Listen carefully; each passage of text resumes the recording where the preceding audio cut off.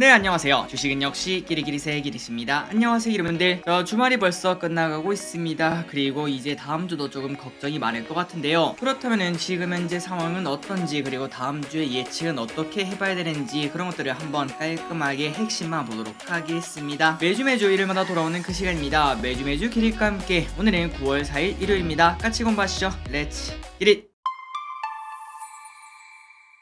바로 보도록 하겠습니다. 자, 코스피 차트를 보시면은 이렇게 121선 근처까지 가다가 결국은 미끄러져서 어느덧 2409까지 하락한 걸 확인할 수 있네요. 그리고 다음 주 월요일, 그러니까 당장 내일입니다. 내일은 2400을 깨고 내려갈 것을 충분히 예상을 해볼 수 있는데, 그렇다면 결국 60일선을 지키지 못하고 한번 깨고 내려가게 되거든요. 과연 여기서 빠르게 반등을 해서 60일선에 대롱대롱 걸릴 수 있을지, 이 부분을 가장 중점적으로 우리가 이번 주에 확인을 해봐야 될 것 같습니다. 어쨌든 파월의 입에서 시작된 하락장이 지금까지 이어지는 걸 확인할 수 있습니다. 그리고 코스피 차트는 지속적으로 우하향을 하고 있습니다. 이 부분 때문에 우리가 걱정이 많은 거죠. 혹시나 이번에 야 이거 2300 깨고 내려가는 거 아니냐, 그러면은 결국 2200, 2100까지 가면 어떡하냐, 이런 걱정이 분명 나올 수밖에 없을 것 같은데, 최근에 증시가 조금 오르면서 이제 계좌가 빨갛게 변하신 분도 많으실 거라고 생각해요. 그런데 그런 분들이 또다시 또 파래지는구나 라는 걱정을 하고 계실 것 같습니다. 그리고 삼성전자의 흐름도 좋지 않습니다. 결국은 61선 두 번의 공격이 있었지만 그거를 뚫지 못하고 또 떨어지는 걸 확인할 수 있어요. 지금 현재 삼성전자의 차트를 봐도 안 그래도 반도체가 안 좋다고 하는데,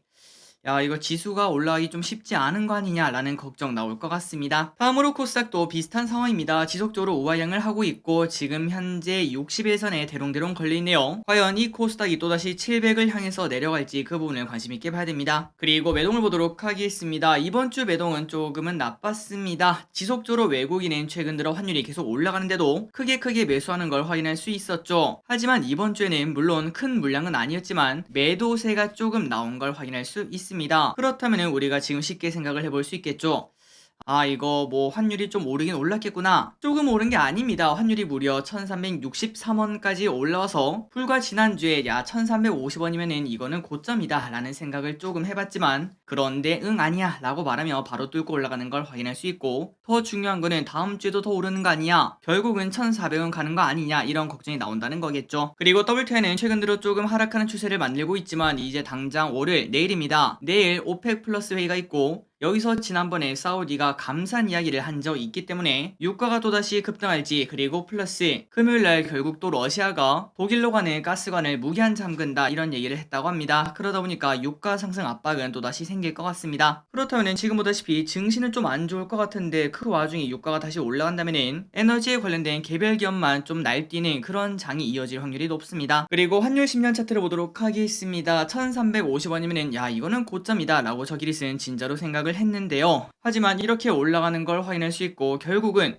야 이거 추세선을 깨고 올라간 거 아니냐, 이러면은 이제 새로운 판을 짜봐야 되는 거 아니냐, 이런 걱정이 나올 것 같습니다. 그래서 혹자는 이 차트를 보시면은 최근 10년 차트가 아니라 거의 최근 15년 20년 차트인데, 금융위기 때 이때 환율이 1600원 이런 환율이 가능했군요. 거기까지 올라가는 걸 확인할 수 있습니다. 그리고 그 이후에는 바로 쭉쭉쭉 떨어져서 이렇게 바닥권을 만들긴 했지만, 어쨌든 이때를 딱 봐서 야 지금 안 그래도 뭐 경기 침체 이런 얘기 나오고 있고, 그렇다면 이거 1500원 가는 거 아니냐, 이 빨간 선까지 가는 거 아니냐, 이런 얘기도 슬금슬금 나오는 상황이라고 합니다. 만약에 물론 그럴 확률이 높지는 않겠지만 그런 상황이 펼쳐진다면은 전저점은 당연히 깨고 내려가서 2000을 향해서 가는 코스피도 발견할 수 있을 것 같습니다. 하지만 이거는 그냥 단순히 가능성이니까요. 일단은 이런 흐름이 나타날 수 있지 않을까라는 가능성으로 지켜봐야 될 것 같습니다. 그리고 선물 옵션을 보도록 하겠습니다. 최근 3개월간 차트예요. 자, 파란색 진한 선이 외국인인데 6월부터 이렇게 슬금슬금 매수를 하고 올라오다가 최근 며칠 동안 엄청나게 매도를 한 걸 확인할 수 있습니다. 그리고 여러분들이 여기 딱 보시다시피 파란 선은 외국인, 그 다음에 이 회색 선 있죠. 이 회색 선이 코스피 200 차트인데, 외국인이 팔기 시작하면은 그거보다 조금 시차를 가지고 그때부터 하락하기 시작합니다. 그리고 외국인이 사기 시작하면은 조금 시차를 가지고 그때부터 올라가기 시작하고요. 이런 식으로 선물은 조금 앞당겨서 움직이는, 그러니까 우리가 100%는 아니겠지만 야 이런 흐름이 나타나면은 보통 이렇게 나타나더라 라는 예측은 해볼 수 있겠죠. 그런데 최근 외국인이 선물을 매도한 게 좀 크기 때문에 혹시나 조금 시차를 가지고 코스피가 더 떨어지는 거 아니냐라는 걱정은 충분히 나올 것 같습니다. 또한 콜옵션을 봐도 최근 3개월간 봤을 때 크게 매수를 하고 있다가 마지막에는 물론 모든 걸 되돌리진 않았지만 매도세가 있는 걸 확인할 수 있죠. 그렇기 때문에 조금 걱정이 나오는 건 사실인 것 같고, 다만 풋옵션을 봤을 때는 지속적으로 매도를 하고 있습니다. 그래서 이 세 가지가 모두 한 몸으로 움직이는 게 아니기 때문에 아마도 추세적인 하락은 나오지 않고 그냥 단기적 하락에 그칠 거다라는 생각 해볼 수 있습니다. 그리고 금요일날 미국 증시를 보도록 하겠습니다. 처음에는 잘 가나 싶더니 결국은 쭉 하락해서 다우는 1% 하락, 나스닥은 1.3% 하락, S&P 500은 1% 하락으로 전부 다 하락 마감한 걸 확인할 수 있습니다. 그래서 우리가 이걸 보면은 코스피가 월요일날 하락 출발할 거를 쉽게 생각을 해볼 수 있죠. 그렇다면 미국 증시가 이렇게 안 좋았던 이유가 무엇인가? 바로 이겁니다. 고용 보고서가 잘 나왔는데 한 달 전이나 똑같죠? 야, 고용이 잘 나왔으니까 결국 금리 올리겠네. 이런 걱정 때문에 증시가 또 빠졌다고 볼 수 있고, 그리고 결국 이렇게 하락하다 보니까 베어마켓 랠리가 끝났다라는 이야기가 나온다고 합니다. 그래서 결국엔 다음 주에 CPI, 다다음 주에 FOMC가 있는데 그때까지는 눈치 보기 장세가 계속 이어지겠구나라는 생각 해볼 수 있겠네요. 그리고 나스닥의 주봉을 보시면은 이렇게 올라갔다가 이제 반 넘게 하락하는 걸 확인할 수 있습니다. 과연 또 전저점을 깨러 갈지, 일단 월요일날 미국장이 휴장이니까 화요일부터 한번 지켜봐야 될 것 같습니다. 그리고 코인을 보면은 그냥 주말 사이에는 잠잠한 흐름을 나타냈습니다. 그래서 코스피는 0.5% 정도 하락 출발하지 않겠나 라고 볼 수 있습니다. 이왕이면 오늘 저녁 그리고 내일 오전에 좀 코인이 반등을 해줬으면 좋겠네요. 다음으로 이번 주 증시 전망을 보도록 하겠습니다. 일단 내일 오펙 플러스 회의가 있습니다. 이 부분 중요하고요. 그리고 목요일에는 옵션 만기일이 있고, 또한 그날 연준의 베이지북이 공개가 된다고 합니다. 중요한 일정이 많죠. 그리고 플러스 추석 다음 날인 다음 주 화요일에 CPI가 발표되기 때문에 우리는 그냥 그때까지는 버티는 방법을 사용할 수밖에 없을 것 같습니다. 지금 당장 대응하기는 조금 어려울 것 같고요. 단 걱정이 너무나 된다면 현금 비중을 조금 마련하는 것도 마인드 컨트롤을 위한 방법이겠죠. CPI 발표 후에 주가가 조금 오르더라도 그때 매수하는 게 마음이 더 편할 수도 있어 보입니다. 그리고 보통 연휴 전에는 어떤 일이 생길지 모르지 않겠습니까? 4일짜리 연휴고 그 다음에 지금 악재가 조금 많기 때문에 어떤 지표가 나올지 몰라서 이제 사람들이 걱정이 많지 않겠습니까? 그 말인즉슨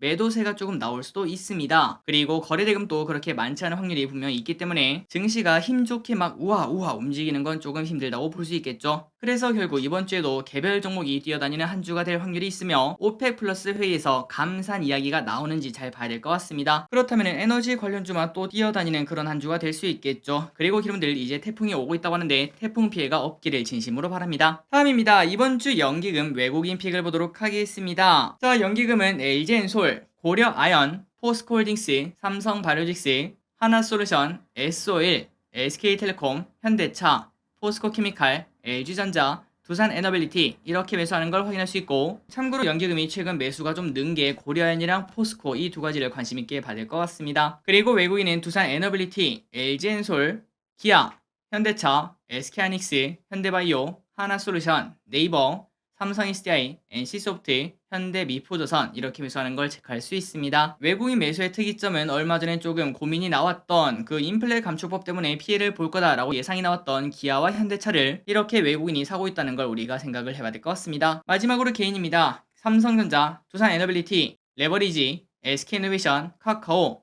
OCI, SK하이닉스, 성일하이텍, HMM, 카카오뱅크를 매수합니다. 다음입니다. 이번 주의 주요 뉴스 한번 복습을 해봐야겠죠. 빠르게 보도록 하겠습니다.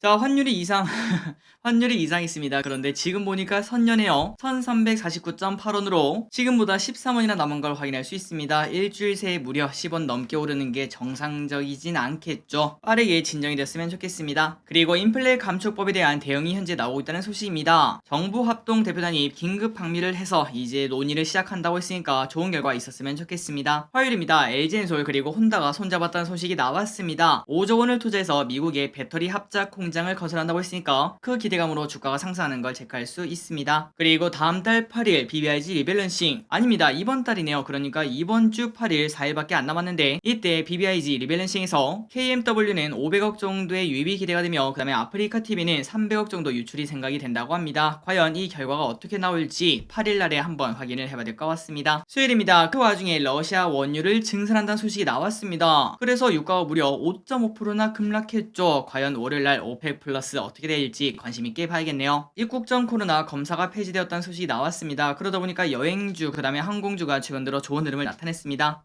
목요일입니다. 엔비디아가 시간에서 급락했습니다. 미국 정부가 중국으로 반도체를 수출 규제한다. 그러니까 미국에서 만드는 반도체 중국으로 보내지 마라. 이런 얘기가 나오면서 엔비디아가 중국에다 수출을 하고 있지 않겠습니까? 그 매출이 사라질 수밖에 없으니까 주가는 5% 정도, 장중에는 10% 정도 하락을 했다고 합니다. 안 그래도 반도체 주가 흐름이 좋지 않은데 이런 악재도 생기는 걸 체크할 수 있네요. 그리고 태조 이방원 상승이 계속될 거라는 전망이 지속적으로 나오는 것 같습니다. 물론 이거를 100% 믿을 수는 없겠지만 과거 주도주 예를 보면 기본 1년은 가는 모습을 나타냈다고 합니다. 차화정 500일, 반도체 슈퍼사이클 400일, BBIG 350일. 하지만 태조 이방원은 이제 120일밖에 안 됐다고 하니까 야, 이거 한 2배는 더 가는 거 아니냐라는 생각 해볼 수 있다는 거겠죠. 다만 이 생각은 요새봐야 됩니다. 예전에 있었던 이러한 랠리 있죠. 이때는 시장 자체의 분위기도 꽤나 괜찮았다고 볼 수 있습니다. 그러니까 시장에 돈이 많았을 때죠. 하지만 지금은 긴축 정책이 존재하고 있기 때문에 그때랑은 지금은 다를 거다라는 예상도 나온다고 합니다. 이런 부분도 동시에 생각을 해봐야 될 것 같습니다. 그리고 금요일입니다. 8월에 판매량이 좋다는 소식이 나왔습니다. 현대차 주가가 20만원을 오랜만에 돌파하기도 했었죠. 일단 3분기, 4분기 실적은 매우 좋을 것 같은데 과연 내년부터가 문제일 것 같습니다. 어떤 식의 흐름이 나올지, 호재 소식이 나올지 관심 있게 봐야 될 것 같습니다. 그리고 마지막입니다. 다음 주 주요 일정 확인해 보도록 하겠습니다.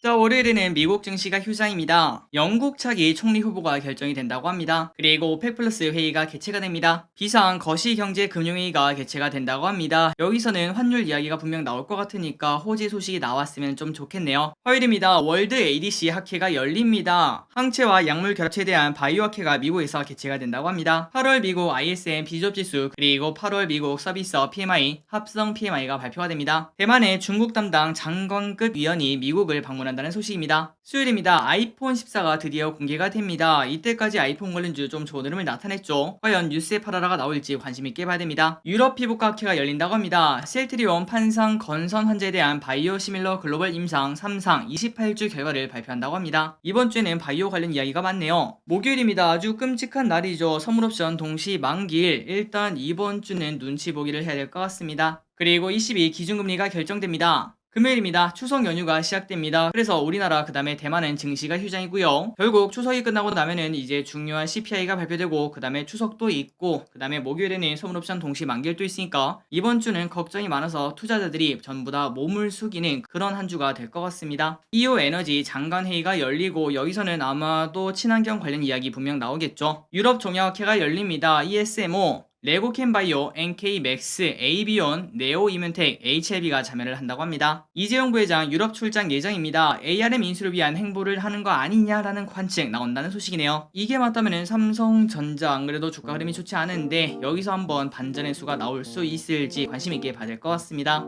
중국 8월 생산자 소비자 물가 지수가 발표됩니다. 마지막으로 달력이 있습니다. 달력 이렇게 확인하시면 되고 이번 주도 꼭 좋은 결과 있었으면 진심으로 좋겠네요. 자, 오늘도 이렇게 같이 공부해서 진심으로 감사합니다. 지금까지 길이셨습니다. 빠이요.